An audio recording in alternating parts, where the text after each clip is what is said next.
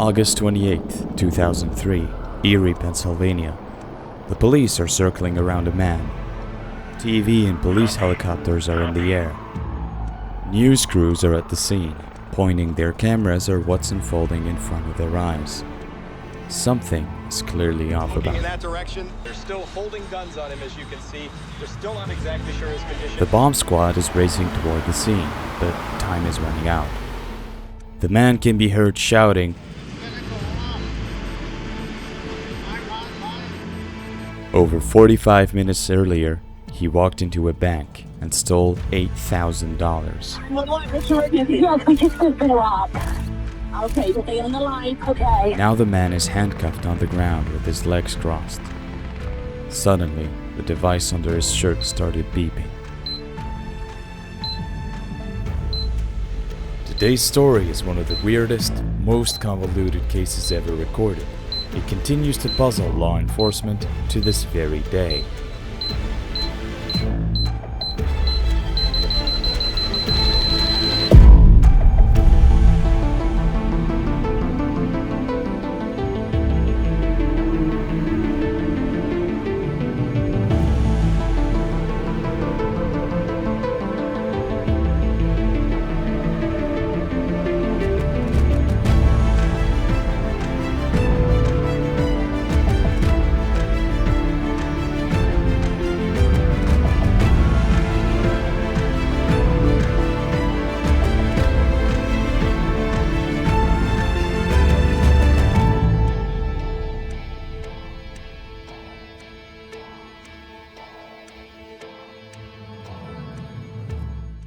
This video is based on the book Pizza Bomber by Ed Pellatella and FBI agent Jerry Clark, as well as Stray Borzellieri's Netflix documentary Evil Genius, among other sources.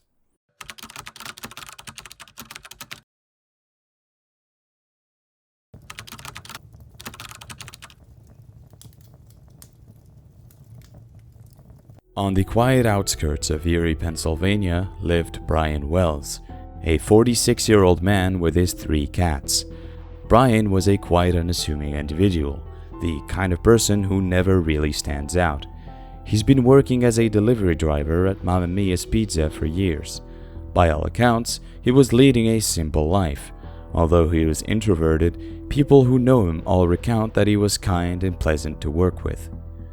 On August 28, 2003, at 1:30 p.m., the pizzeria received a call.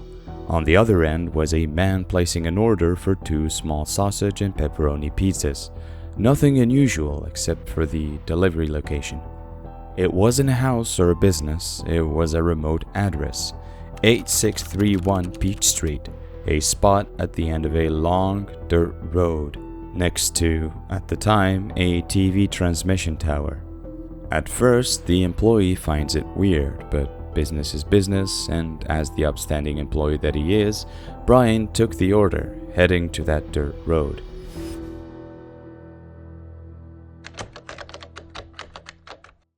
A little over an hour later, Brian walked into a PNC Bank with a weird-looking cane and a shirt with the word "Guess" spelled on it. From the CCTV camera, there was something clearly underneath his shirt. He waited in the queue for a second before he approached the teller and passed her a note. The note was absurdly lengthy, too detailed, and bizarrely formal. Bank manager, important, go to vault now. Act fast or bomb hostage time will run out.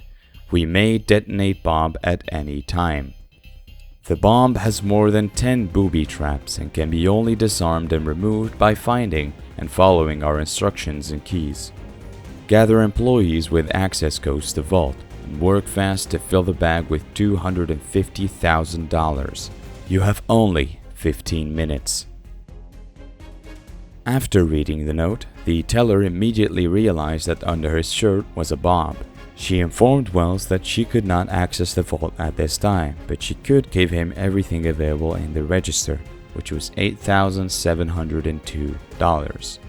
Brian took the money, grabbed a candy lollipop from the jar, and walked out calmly, heading toward his 1992 blue Geo Metro.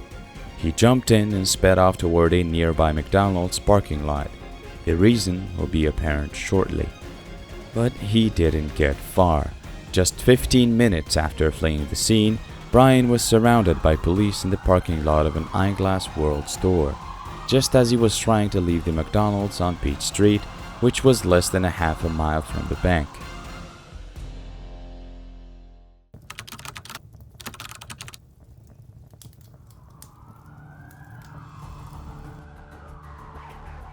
Police get Brian out of the car and arrest him, but as they are doing so, he keeps talking about a bomb.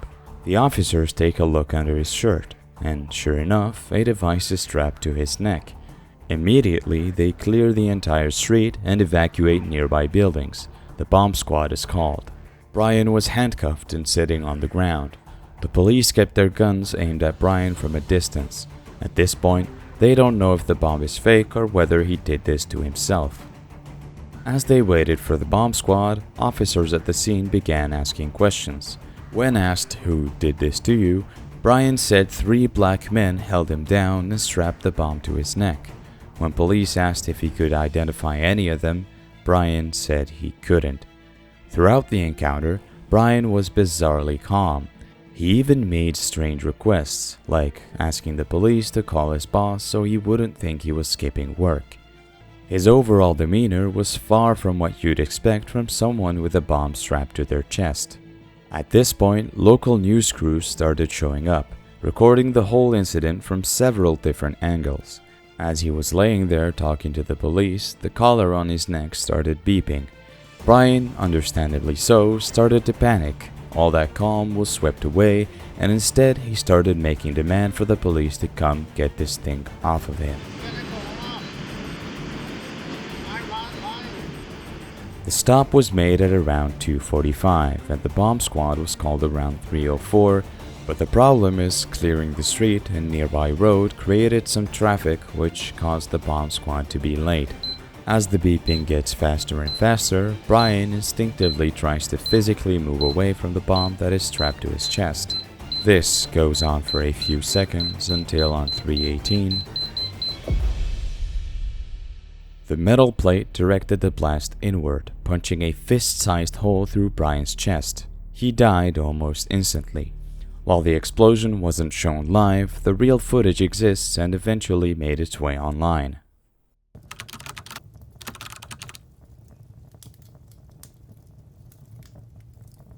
About 3 minutes after the explosion, the bomb squad arrived.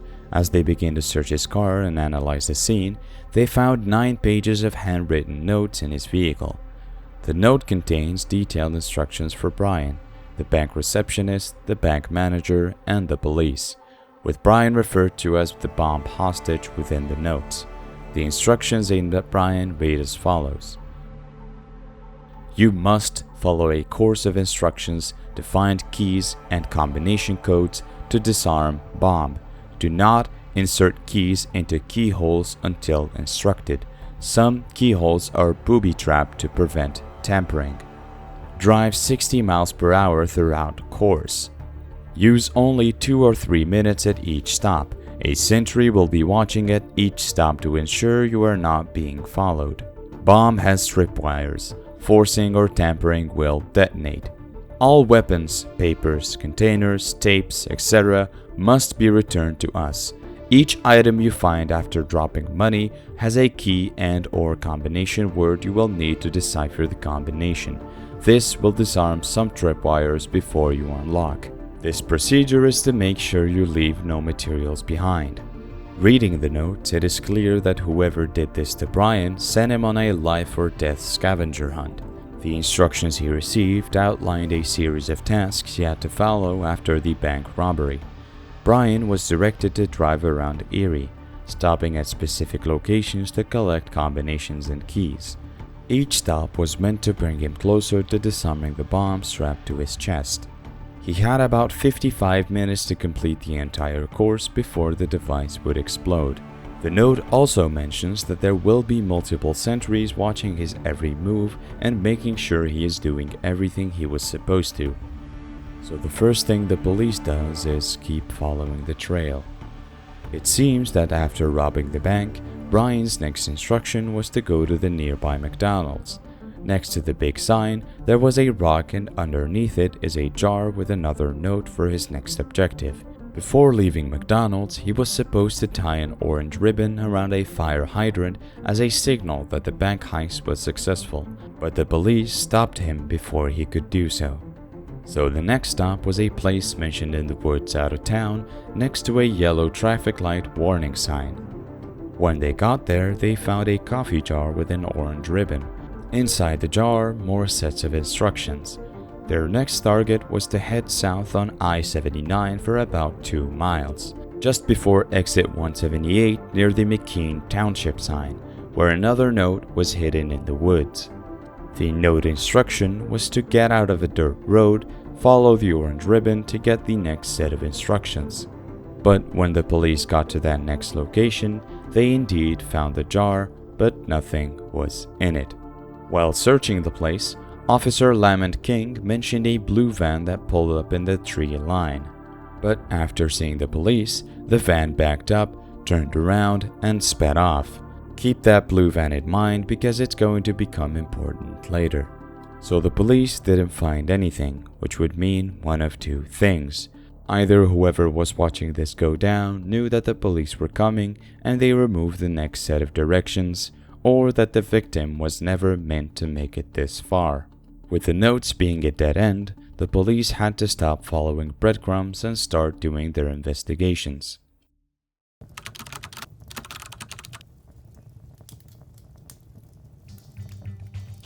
First, they searched Brian's home.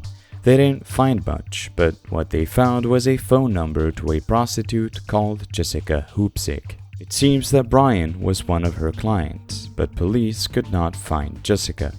The second weird coincidence is a man by the name of Robert Pinette found dead in his room from what appears to be a drug overdose, only 3 days after Brian's death. He was Brian's co-worker and the only other delivery driver in Mamma Mia's pizzeria. What makes Robert's death even more suspicious is that police went to the pizzeria to interview him, but he asked to delay the interview till Monday. But the night before he was supposed to talk to the police, he overdosed. As you can imagine, this was suspicious, and investigators put Robert's photo on the walls as a potential conspirator and/or perpetrator in the case. The next lead is the radio tower and the bomb itself. Police forensic teams at the radio tower tracked Brian's movements along the dirt road leading to the site next to the radio tower itself, and confirmed that the tracks show that his car had been there. At the scene, they had also found multiple sets of footprints, indicating that several people had been present, as well as evidence of a struggle in the dirt, leading investigators to believe that the bomb was likely locked onto Brian during a confrontation at the radio tower. As for the bomb, it was relatively simple in design. It consisted of 2 pipe bombs positioned against Brian's chest, secured by a large handcuff-like metal collar. The device included 2 kitchen timers and a digital countdown timer. Investigators found several non-functional wires and a fake cell phone, likely added to make the bomb appear more sophisticated than it actually was. The device also featured 4 keyholes and a 3-digit combination lock, likely intended to be unlocked by the victim as part of the scavenger hunt outlined in the notes.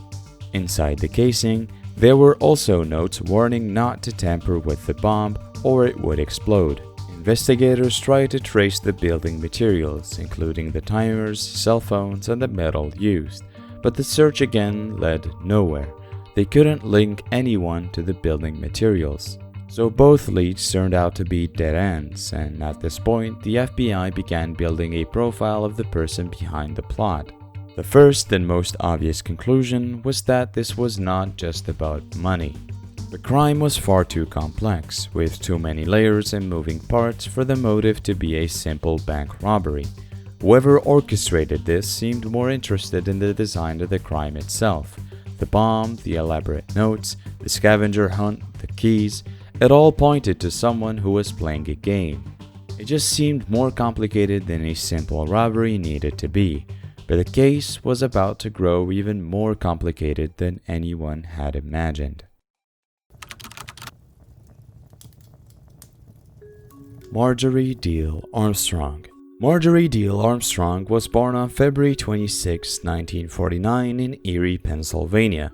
She came from a well-off and respected family. Marjorie excelled academically, earning a master's degree in education. She appeared to be on track for a stable and successful future. However, beneath the surface, Marjorie was dealing with serious mental health issues, including bipolar disorder, mania, and pressured speech. One psychiatrist even noted that Marjorie might not be mentally ill in the traditional sense, but rather narcissistic with a severe personality disorder. Her personal life was even more troubling, as the men around Marjorie seemed to meet tragic ends. First was Robert Thomas, whom she shot in the back while he was sleeping in 1984. She claimed it was self-defense and was later acquitted. Then came Richard Armstrong, her husband, who died in 1992 from a cerebral hemorrhage.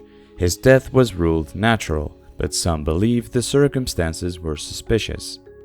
There was also a boyfriend that she dated for a little while that ended up killing himself. There are at least 5 men in her life that died prematurely of either strange circumstances or by outright violence.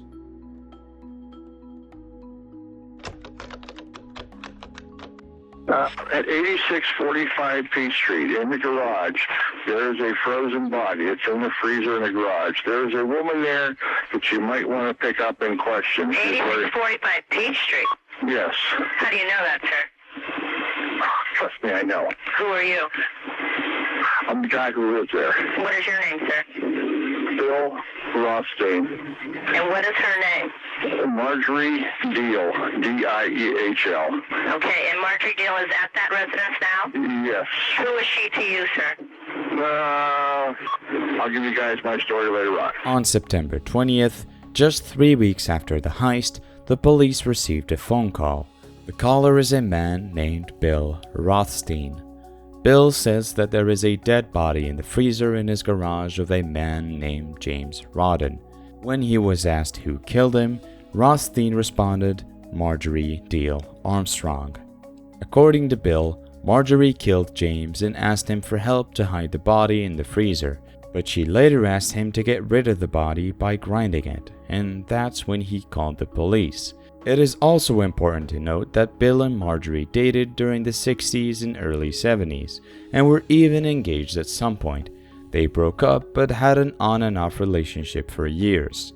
But what does this have to do with the Brian Wells case? Well, the address that Bill gave for his house was 8645 Peach Street. This address is right at the entrance of the dirt road leading to the radio tower. In fact, the two locations are less than 5 minutes walk apart. This could not be a coincidence. Rothstein was adamant that he did not kill James Rodden and insisted that it was Marjorie who killed him. He told the police that she was currently living in his house and urged them to come and arrest her immediately.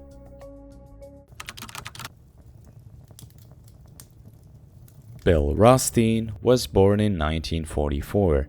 He was a peculiar kid. He never quite fit in socially, but he was undeniably smart. He carried himself with the kind of confidence that made it seem like he was always the smartest person in the room. One of his friends described him as super intelligent, but also someone who never finished anything he started, whether it was college, flight school, or various hobbies. He was the kind of person everyone knew had potential, but that could never see things through. Still, by most accounts, Bill was seen as a decent and kind individual. Bill was also good with his hands. He had a knack for building and fixing things. Whether it was tinkering with electronics, working on cars, or putting together complex mechanical devices, he was the kind of person who could take apart a machine just to understand how it worked and then put it back together even better than before. People often turned to him when something needed repairing, and he seemed to enjoy solving practical problems. So Bill was taken to the interrogation room, and he was open with everything.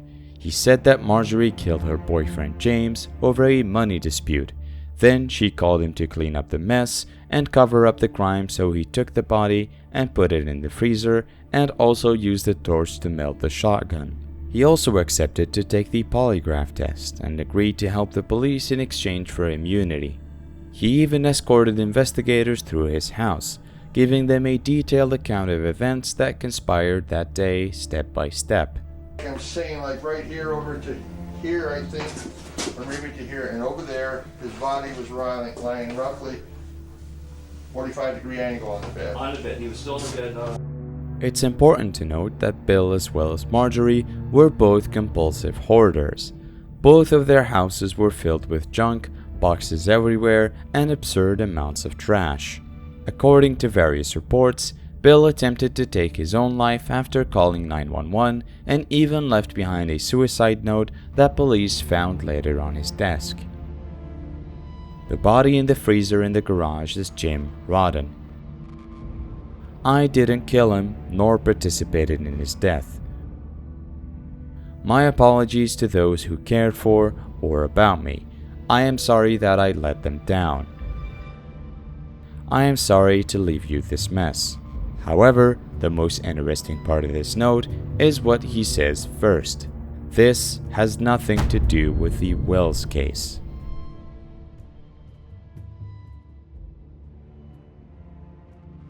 Now the FBI had 3 dead bodies within a span of 3 weeks, all tied to the same area but with no clear connection between them. Brian Wells, Robert Pinetti, and James Rodden. Marjorie, however, was a different story. When police arrested her, she would not stop talking. She rambled to herself and shouted at officers, hurling insults and threatening to sue both the police and Rothstein.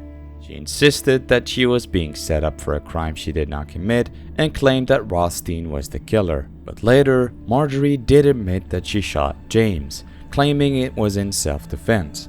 What was the motive? Well, he was in my home and he threatened to kill me, and he'd been doing this for over 10 years. However, she remained adamant that the Rodden case had nothing to do with the Brian Wells case. In an interview, Marjorie was asked about why put the body in the freezer. She shifted blame to Rothstein, saying that he asked her not to report it until he finishes his business project. During this time, the police also managed to loop in another figure in their investigation. Old roommate of Bill Rothstein named Floyd Stockton. Stockton had been living with Rothstein at the time of James Roberts' death and was wanted in Washington state for sexually assaulting a disabled teenage girl. Police located Floyd and questioned him. He backed up everything Rothstein said about the Rodden case, but claimed he had no knowledge about Brian Wells. After questioning and reviewing evidence, the FBI officially cleared Bill Rothstein of the involvement in the Brian Wells case. Investigators found nothing linking them to the collar bomb plot.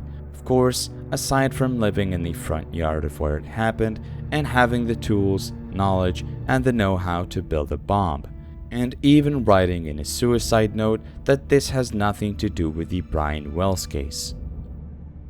At this point, Marjorie is moving through the prison system, where she hears the news that Bill Rothstein was cleared.